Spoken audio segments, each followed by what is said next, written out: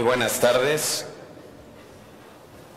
Las colisiones en las vías de tránsito son la segunda de las principales causas de muerte a nivel mundial entre los jóvenes. Si no actuamos en breve, se calcula que el número de funciones causadas por el tránsito aumentará en 80% en los países de ingresos bajos y medios de aquí al 2020. And it was another reminder for me that after so many years of efforts to try to convince that they don't just happen, that we can do something about them, that for most lay people it is still a concept that accidents are bad luck, they just happen. Road traffic crashes kill 1.3 million people every year around the world. This is more than malaria and slightly less than tuberculosis and HIV, which are the top 3 public health priorities on the global level. They are important, these top 3 public health priorities. They deserve all of our attention. But road traffic deaths deserve just as much attention, and they're not getting it. The distribution of the population by high-income countries, middle-income countries, and lower-income countries. What does it show? It shows a huge discrepancy in these deaths.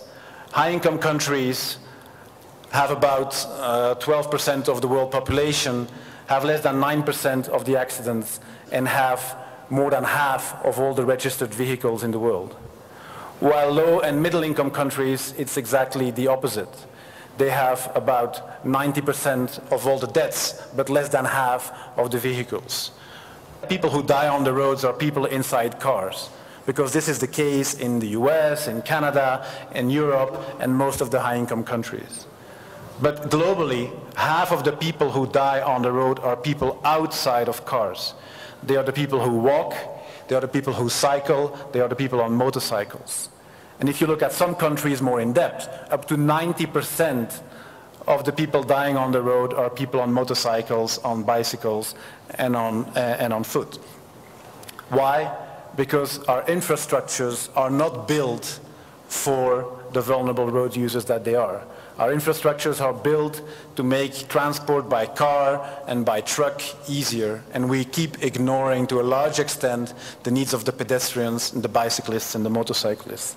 People in the poorest countries are much more affected by this problem of road insecurity.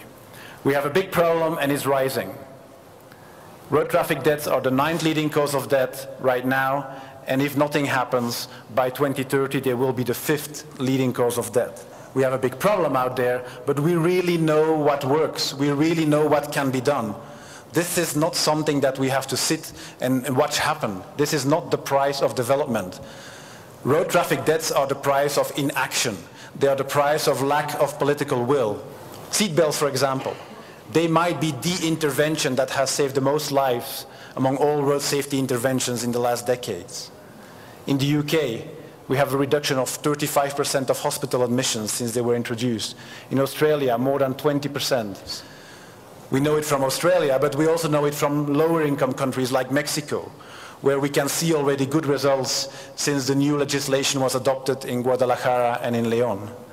Again, a cost benefit from 1 to 56, hugely cost effective. Separating traffic through exclusive motorcycle lanes can also reduce injuries. We also know the same for pedestrians. This is an example from Malaysia, where 39% reduction in crashes has been observed after the development of similar programs. Because many people work so much on education, on campaigns, and governments like campaigns because they're visible. But it's my duty to tell you that campaigns by themselves don't make any difference.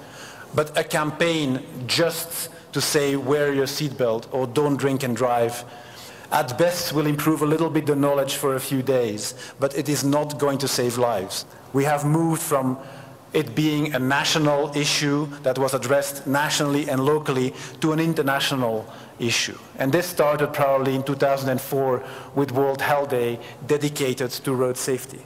This has led to a number of international steps, international organizations picking it up, calls for more exchange, the UN General Assembly starting to discuss it, and for the first time ever, a global ministerial conference held in Moscow in 2009. That ministerial conference called for a decade of action, which was then officially declared by the UN General Assembly last year. I tell you that we have a goal for this decade of saving 5 million lives by avoiding that the number of deaths at the global level keep increasing from 1.3 million to 1.9 million if nothing happens. We're going to bring this down together with all of you and save 5 million lives over the next 10 years. We never before had so many important political and media figures endorse road safety. We had prime ministers and presidents from more than 30 countries attending events from the UK to Mexico. It's the only decade we're going to have in our lifetime. Let's make sure we don't miss that opportunity. Thank you very much.